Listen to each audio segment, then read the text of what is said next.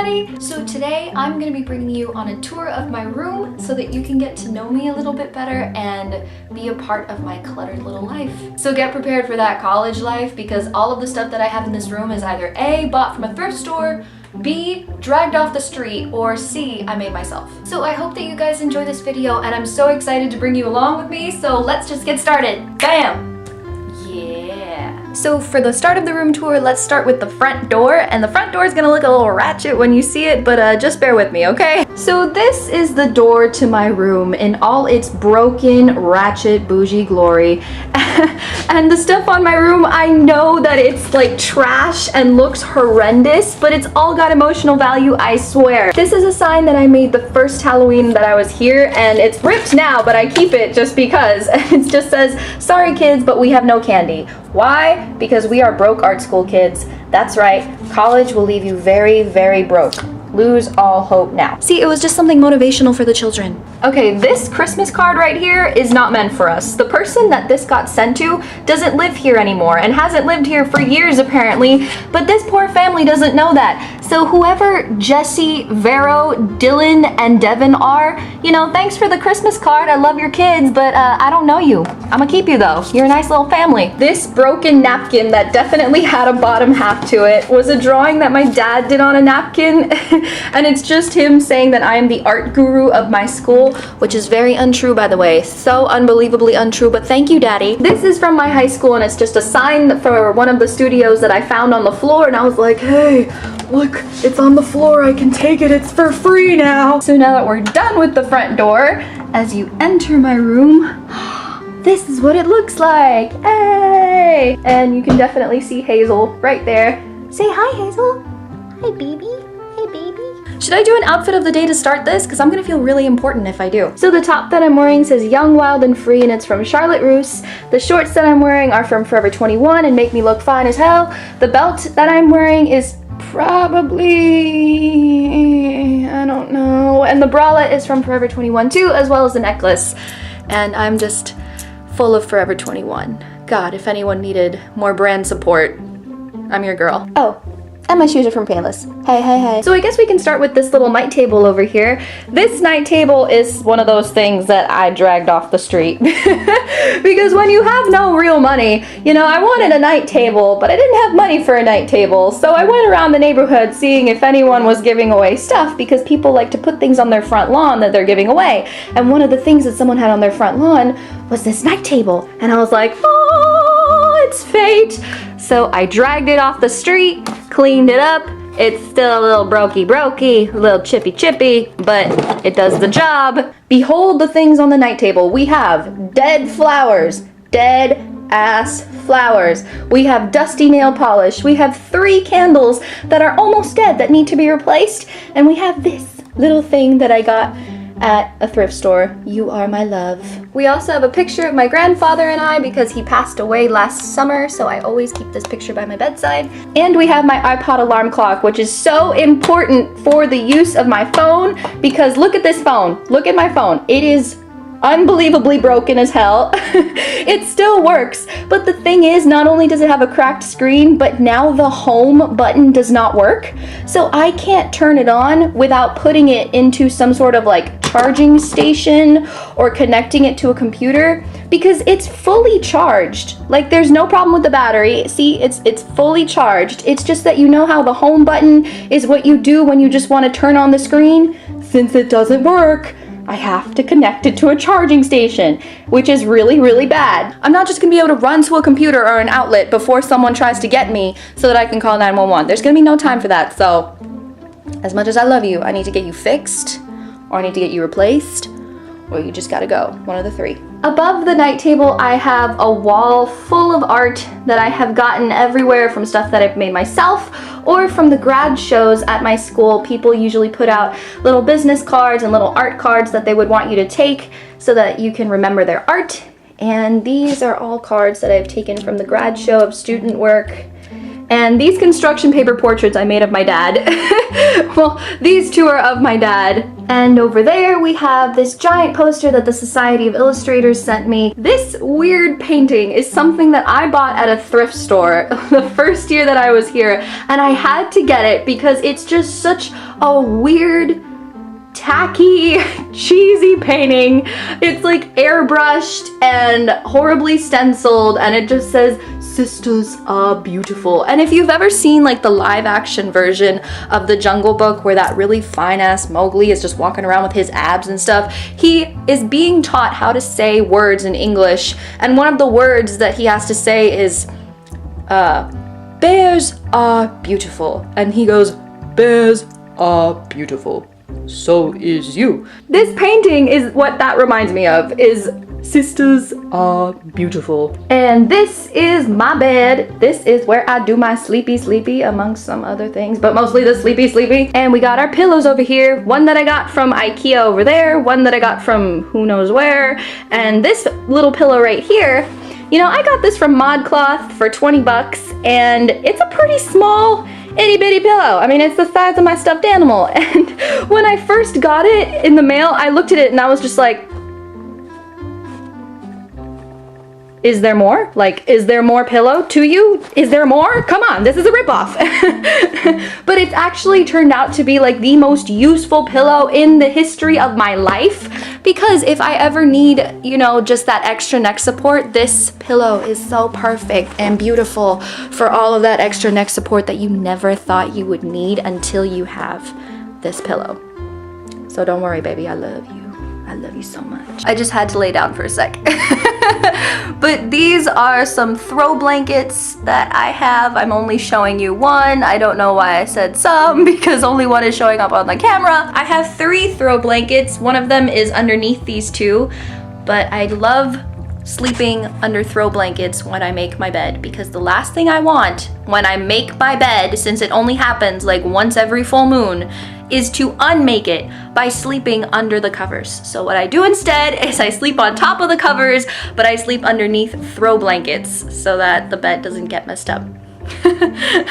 Eventually I'll cave in once the cold weather starts hitting, but for now, sleeping on the throw blankets. Thank you. My bed actually has 2 mattresses, and that's why it feels like a frickin' cloud. One that I bought for myself from IKEA the first time that I got here, and the other one was from my ex-boyfriend, who gave it to me because he had an extra mattress and just was like, "Hey, you want an extra mattress?"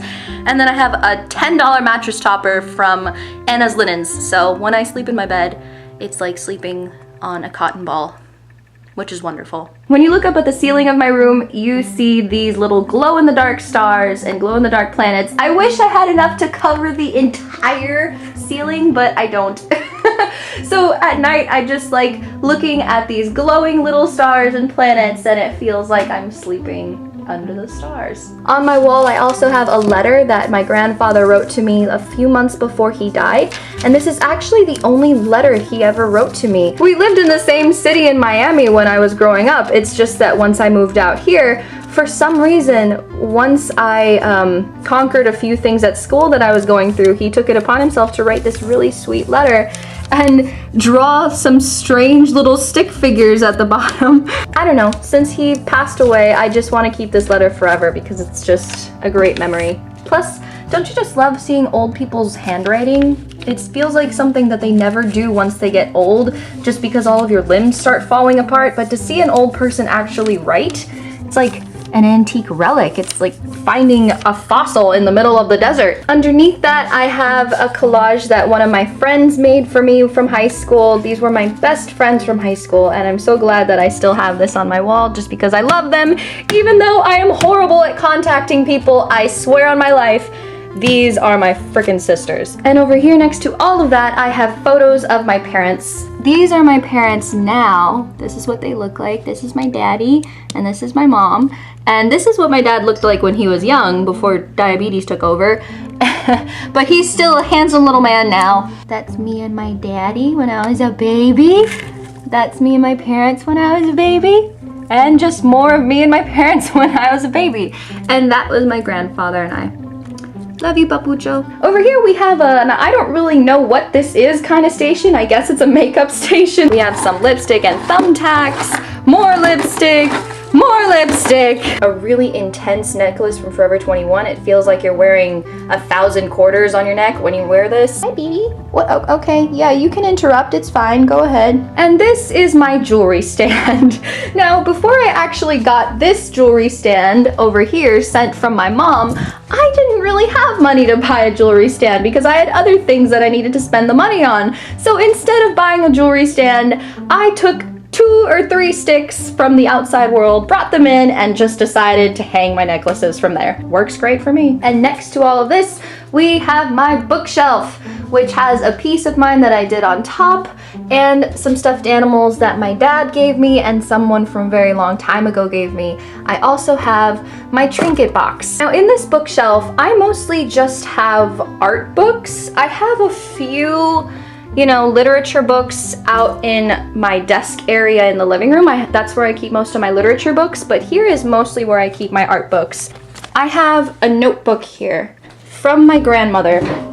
My grandmother's still alive, but mentally she's not really there anymore, if you know what I mean. Like, it's really bad, and ever since my grandfather died, it's gotten worse. The person that takes care of her is actually trying to teach her how to write and read and draw little things, and I never really got to know my grandmother since my whole life she hasn't mentally been there. So when I saw this notebook, you know, of things that she has written and things that she has drawn, I wanted to keep it because it's the only evidence that I have that there is an actual human being inside of my grandmother's body.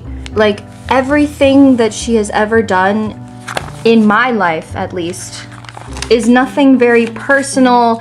It's nothing to get to show who she is. But this notebook, you know, I get to see her handwriting. I get to see progress, which is so uplifting and happy since, you know, when you go home and you see your sick family, it always feels like there's no real progress since they're just getting worse and worse as they get older. But this notebook, this is progress. This is the only evidence of progress that I have of my grandmother, so I want to keep it forever. Oh, and look at this! She's learning how to do colors! Ah, that's my name! And I don't... Okay, alright. Gabarilla. Yes, alright. No, that is not how we spell my name, Grandma. That is not in any way how we spell my name. You know, this is very good handwriting. I'm pretty sure it was her teacher that wrote this too. Miss Teacher, it's Gabriella. What the hell is Gabarilla? It's not my grandma's fault. It's the teacher's fault. So, oh my god, Gabriela, what the hell is that? Yes, we're getting it right this time. Gabriela, but we have 2 L's. So these are a few of my high school sketchbooks, and when I was in high school, I was kind of going through a bit of an emotional breakdown because of a very roller coaster-ish relationship that made me question everything about myself and life. So my sketchbooks, I don't really let people read them because they were more like diaries for me when I was in high school. It was just a place for me to vent and write things down that were really, really dark. And it's actually kind of scary for me to go through these because of how sad some of these thoughts were. It's just, I like looking at the drawings, but I never look at what I wrote because I'm so far past that. We both are so far past that, and I'm such a different person now, and I can't believe that I was so sad. And this was something that I did in pen. So there's no pencil under that, it's just pen, I just went for it. And it's a portrait of Cedric Bixler and Omar Rodriguez Lopez of the Mars Volta. And this was actually my psychology notebook that I didn't really do much with in terms of psychology. But it is a Japanese accordion type of sketchbook.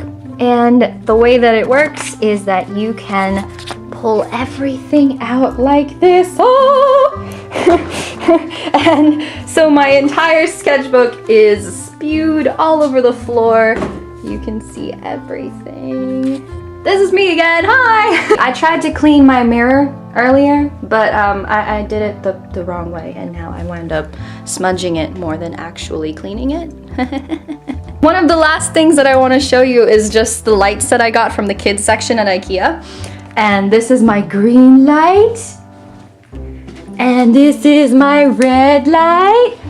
Oh, and at night, when the green light and the red light are turned on, this is kind of turning into a sexy boom boom room. You know what I'm saying? You know what I'm saying? You know what I'm saying. And that's my room. So that is my room tour for today. I really hope that you guys liked it. I already made a little bit of a mess because of trying to show you guys things, but that's totally okay. If you like this video, don't forget to leave requests down below for what you want to see next. Like, comment, and subscribe, and I will definitely see you guys next time, okay? Bye!